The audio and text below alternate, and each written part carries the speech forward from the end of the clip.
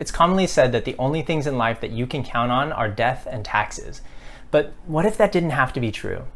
Okay, I don't have the secret to eternal life, but I do know how you can save thousands of dollars in taxes. And today I'm going to talk to you about that special account. Hi, welcome back to MyFiMap, the one-stop shop for your financial independence journey.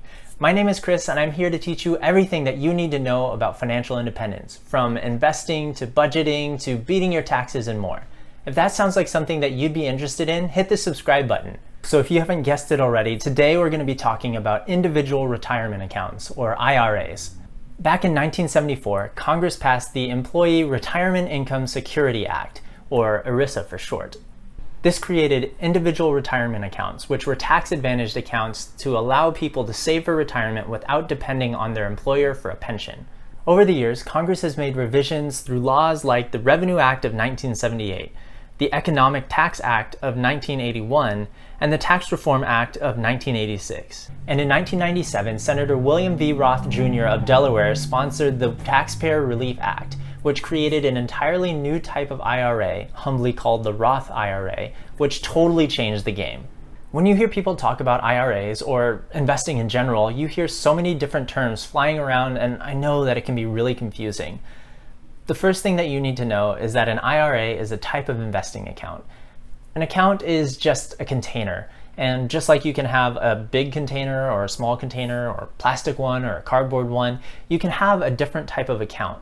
The account itself isn't the investment, but you can buy stocks and bonds and different types of funds to invest through that account.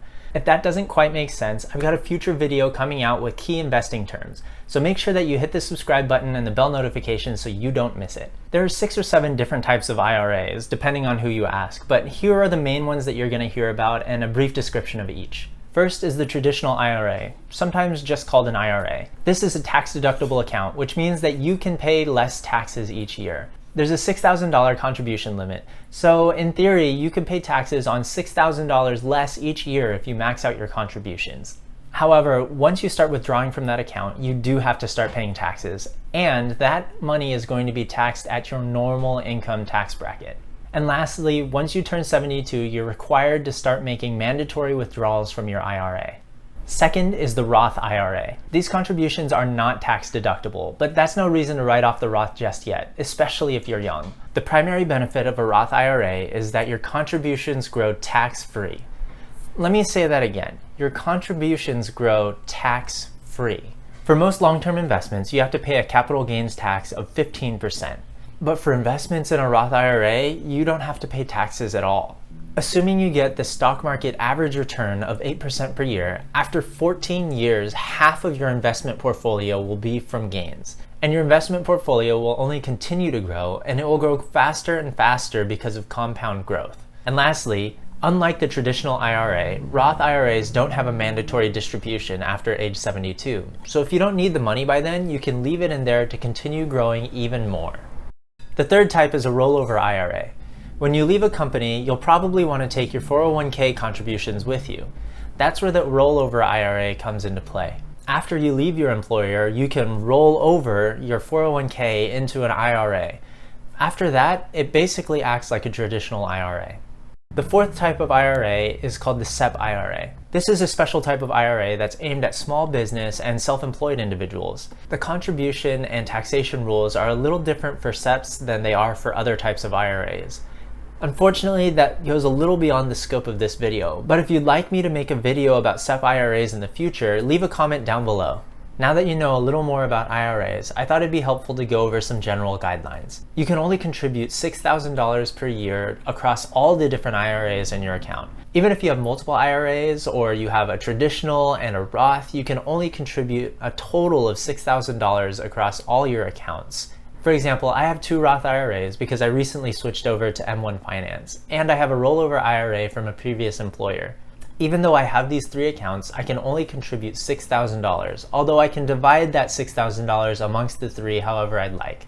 It is worth keeping in mind that IRAs are individual retirement accounts. You're not allowed to have joint accounts, but it does mean that your spouse is allowed to open their own account. That means that you can contribute an additional $6,000 to their account, bringing your family total up to $12,000. If you're over 50, you can contribute up to $7,000 to help you catch up or get ahead in your retirement savings.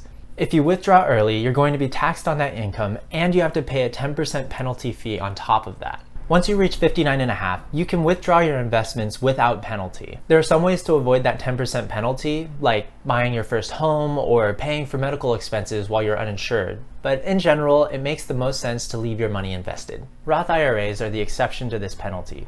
Any amount that you've contributed can be withdrawn tax and penalty free. However, you can't recontribute those amounts later on. So if, for example, you contributed $6,000 this year and then you needed that $6,000, you could withdraw that, but you couldn't recontribute that $6,000 again. You're maxed out for the year and you'd have to wait until next year to contribute to your Roth IRA again. As I stated before, it's generally best to just leave your money invested. All right, I hear you. Thanks for the history lesson, Chris. Just tell me which one to make already. I get it. Thanks for indulging me. Let's get into that right now. First, let's start with the easiest decision to make. If you have an old 401k from a previous employer, go ahead and make that rollover IRA. You'll have to contact your 401k plan administrator, fill out some paperwork, and have them transfer the funds directly to your rollover IRA. Your broker can help settle all the details. The easiest rollover to make is from a 401k to a traditional IRA. It's a one-to-one transition, so you don't have to worry about taxes or anything. You do have the choice to do something called a Roth conversion. That's a bit outside the scope of this video, but if you'd like me to do a video in the future, leave a comment down below. When you're doing a rollover, make sure that they send the funds directly to your new account. If they cut the check to you, the plan administrator legally has to withhold 20% of the fund for taxes, just in case you take the check and run. But in order to complete the rollover, you're expected to deposit the full amount, including the funds that are withheld. It's so much easier to have your plan administrator and your broker work directly so that you don't have to worry about all those details. Okay, now to the question of the hour. Should you open a traditional IRA or a Roth IRA? The easiest and least helpful answer is it depends on your situation. So make sure that you go and do your own research and consider your specific situation before you're making your decision, because, this is not financial advice, this is just my opinion. But since you're watching my video and you're probably wondering what my opinion is, here are some things to consider as you make your choice. First, in 2021, if you make more than $125,000 or $198,000 if you're married and filing jointly, you don't qualify for a Roth IRA, so go ahead and make a traditional IRA. Second, if you're a high earner but still qualify to open both, and you're going to be in a lower tax bracket once you turn 60, a traditional IRA might be the way to go. In a traditional IRA, all of your withdrawals are taxed as regular income. Generally, the experts say to expect your retirement expenses to be about 85% of your pre-retirement expenses. So if you're planning on moving to a less expensive area, or you're going to live more modestly than you are now, or you're making far, far more than you're currently spending, consider making a traditional IRA. On the other hand, if you plan on being in a higher tax bracket once you retire, consider going with the Roth IRA. This tends to hold true for people who are early in their careers because we tend to make less money early on. And if you really don't want to think about tax implications, just go for the Roth IRA. As I stated before, traditional IRAs have minimum required distributions after age 72 because Uncle Sam wants his cut. Roth IRAs don't have those required distributions, which means that your money can grow as long as you can afford not to touch it. Still can't decide? When in doubt, I recommend that you go with a Roth IRA, especially if you're still early on in your career. If you're in the middle of your career, you can consider opening both types of accounts and splitting your contributions between the two. However, if you have a 401k, you already have an account that has the tax profile of a traditional IRA, so go ahead and make that Roth IRA and contribute the max to that one. If you're ready to open up an account but don't know where to start, I recommend M1 Finance. They have a really clean, easy to use interface that's focused on making investing as seamless as possible. If you don't know what types of things to invest in, I've got links to a sample portfolio down below. Alright, I know that was a huge information dump, so thank you so much for hanging with me. If this explanation was helpful to you at all, hit the like button. If you're looking for more tips on beating taxes, making it easier to manage your finances, or getting more out of your investments, hit the subscribe button and the bell icon so that you don't miss any of our future videos. Thank you so much, and I'll see you next time.